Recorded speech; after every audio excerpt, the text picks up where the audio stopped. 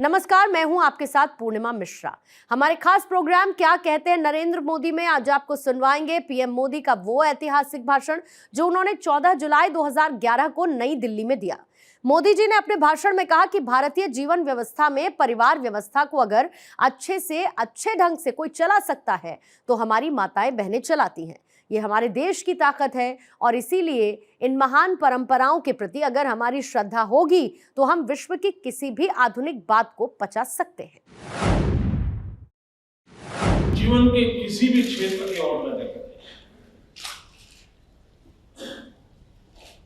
हमारे पूर्वजों ने एक ऐसी व्यवस्था विकसित की है, एक ऐसे विचार को विकसित किया है जो हमें निरंतर शक्ति भी देता है, प्रेरणा भी देता है।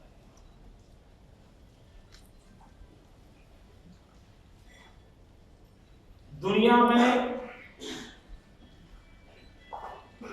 बहुत से समाज ऐसे होते हैं जो रूढ़ि और परंपराओं से निकलने का सामर्थ्य नहीं रखते। हमारे समाज की विशेषता देखिए, यही समाज था किसी युग में सती प्रथा को बहुत ही गौरव के साथ दुहाई देता, लेकिन यही समाज की विशेषता थी कि उसने ऐसे महापुरुषों को जन्म दिया जिन्होंने ऐसी परंपराओं के खिलाफ लड़ाई लड़ी, इन परंपराओं को खत्म करवाया और समाज को नई चेतना। यानी ये अपने आप में एक शक्ति है कि कभी कभी समय चलते बुराइयां आती हैं, लेकिन वो समाज ज्यादा दे सकता है जिसके भीतर से बुराइयों के खिलाफ लड़ने की ताकतें खड़ी होती है। दुनिया में इस प्रकार की रिफॉर्मिस्ट मूवमेंट इनबिल्ट जहां नहीं होती है, ऑटो पायलट रिफॉर्म अरेंजमेंट नहीं होता है जिस सोसाइटी में, वे कालबाह्य हो जाते हैं, इररिलेवेंट हो जाते हैं। हम ही लोग जो किसी समय जात पात जाति व्यवस्था को बहुत बड़ा महान चीज मानते हैं, उस समय में वो दोष पन पे हो, लेकिन यही समाज है जिसकी कोख से ऐसे लोग पैदा हुए। मुझे याद है मेरे गुजरात की धरती पर 400 साल पहले एक नरसिंह मेहता का जन्म हुआ जो उच्च नागर ग्रामीण परिवार का बेटा था और अस्पृश्यता के खिलाफ लड़ाई लड़ा। समाज ने उसको अपने समाज से बाहर निकाल दिया, लड़ाई लड़ा 400 साल तक। तो खुद दलित बस्ती में जाना, दलित बस्ती में भजन कीर्तन करना,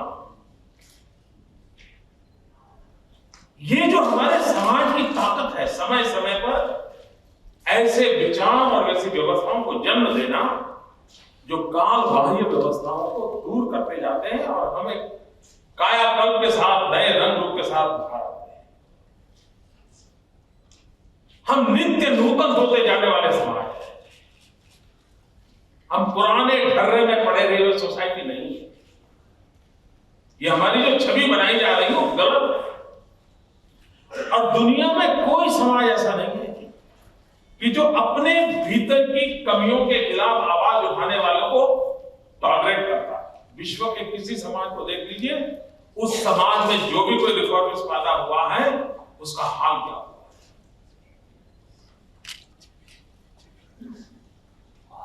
यानी विज्ञान की बात करने वालों तज्ञों को फांसी पर चढ़ाने की घटनाएं दुनिया जानती है, मैं उल्लेख करना नहीं चाहता कि किसी ने विज्ञान की बात कही और विज्ञान किसी की मान्यताओं से अलग था, इसलिए उसको फांसी में लटका देने की बात तक कर दी। लेकिन हम ही लोग जो किसी भी विचार को स्वीकार करते थे, दुनिया में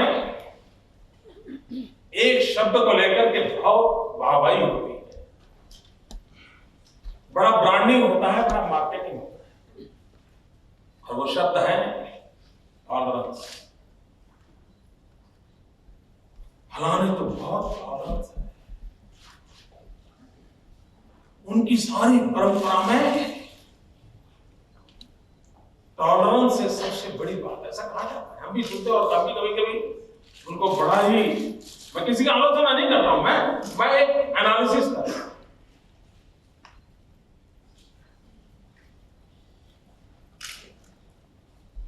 क्या ये ठहराव नहीं है? कभी कभी हम भी अपने जीवन में छोड़ो यार अपना कलीग है, टॉलरेट करो यार, यही है ना, है टॉलरेट करो। मित्रों, हम उस विचार में पनपे हैं, पले हैं, बड़े हैं, जो टॉलरेंस पर आकर के अटक नहीं जाते। हमारी सोच कहती है एक्सेप्टेंस, स्वीकार करने की कोशिश करो, सिर्फ झेलो मत। इतना ही नहीं, आगे हम कहते हैं रिस्पेक्ट करो, आपसे भिन्न विचार होगा, अलग सोच होती, आदर करो, और वही तो प्रगति का आधार होता है। लेकिन विश्व के बहुत सारे समाज ऐसे हैं कि जहां टॉलरेंस का उपदेश तो होता है, लेकिन दो विश्व युद्ध के जनक भी वही होते हैं।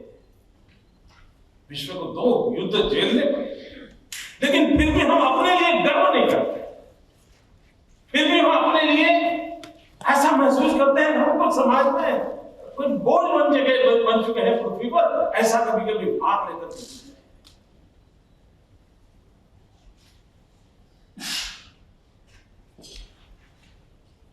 दुनिया में एक सोच की बड़ी तारीफ होगी, लीव एंड लेट लीव। आप भी बोलते होंगे, आप भी जिस बैकग्राउंड में पढ़े लिखे होंगे, शायद आप भी इन शब्दों का बड़ा गर्व करते होंगे, जियो और जीने दो। और जो ये कहता है उसको दुनिया में बहुत बड़ा महान माना जाता है। लेकिन जियो और जीने दो एक ठहराव है, मुकाम हो गया, एक पड़ाव हो गया। हम उस परंपरा और संस्कृति के संतान हैं जो यहां ठहराव नहीं है। जियो और जीने दो वहां उठने वाली परंपरा के विरासत के संतान नहीं है।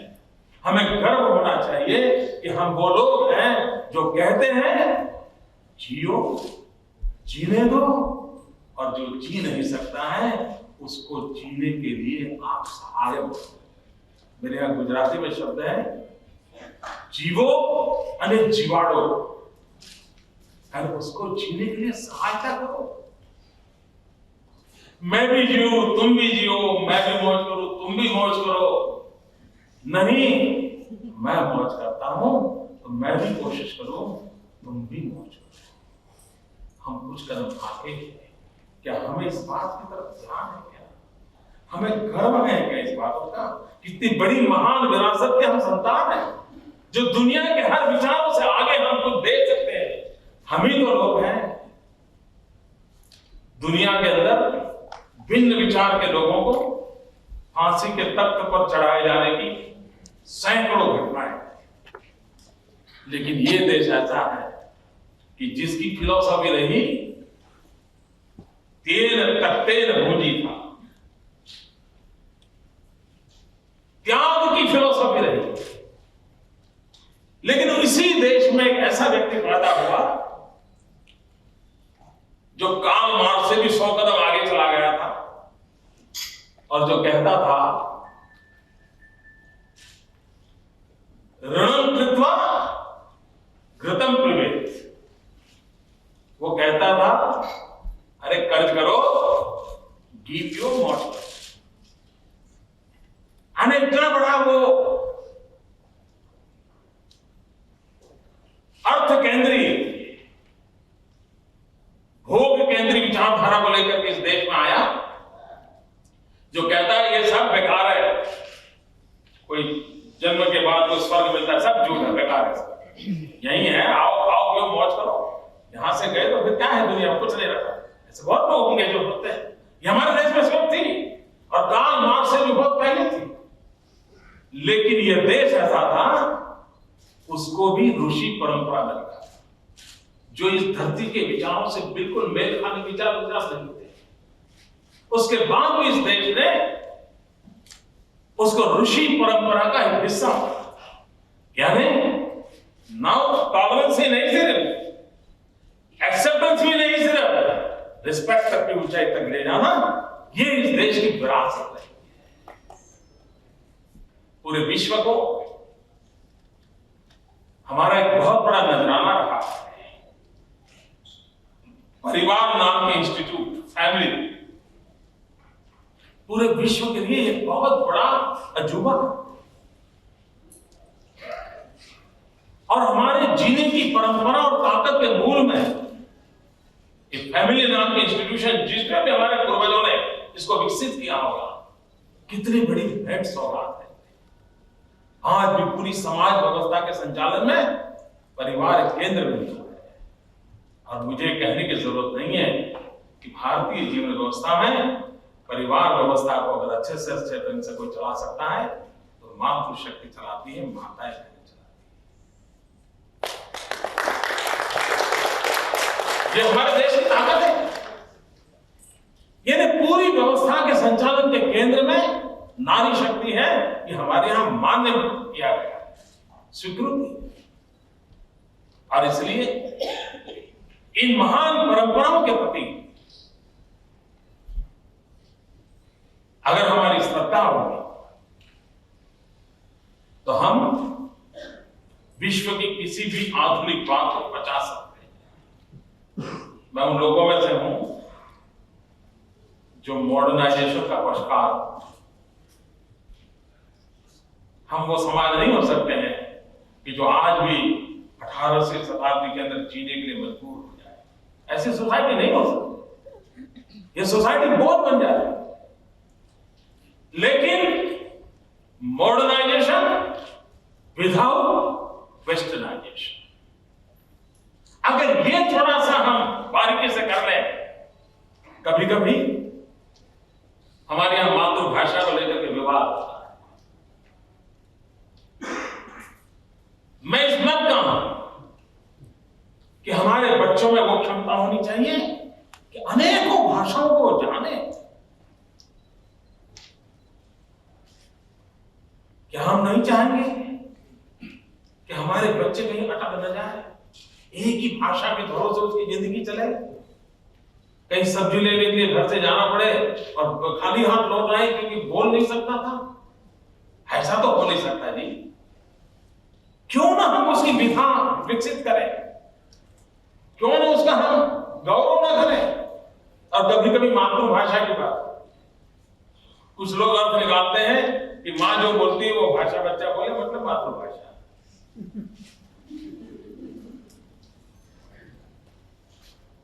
भाइयों बहनों, भाषा भी संस्कार और संस्कृति की परिचायक होती है। उसी के माध्यम से संस्कृति और संस्कार पनपते हैं। मैं भाषा का संघर्ष और भाषा के विवाद का पक्षकार नहीं हूं, मैं अधिक से अधिकतम भाषा के सीखने का पक्षकार हूं। और मैं तो मानता हूं कि एक जमाना था जो स्पेनिश और फ्रेंच और लैंग्वेज सीखने का जमाना था, वो एयर होस्टेस कल्चर के लिए जरूरी होगा। अब वक्त बदला है, एशिया अगर 21वीं सदी में लीड करने वाला है तो आपको चाइनीज, जापानी जिन भाषाओं पर प्रभुत्व पाना पड़ेगा अगर विश्व के अंदर ताकत बनना है। युग बदलता जा रहा है, लेकिन मैं उस भाषा के झगड़े के लिए यहां नहीं आया। लेकिन अगर मैं कहता हूं कि भाषा एक संस्कार और संस्कृति का माध्यम है, तो क्या कभी हमने उस पर ध्यान दिया है?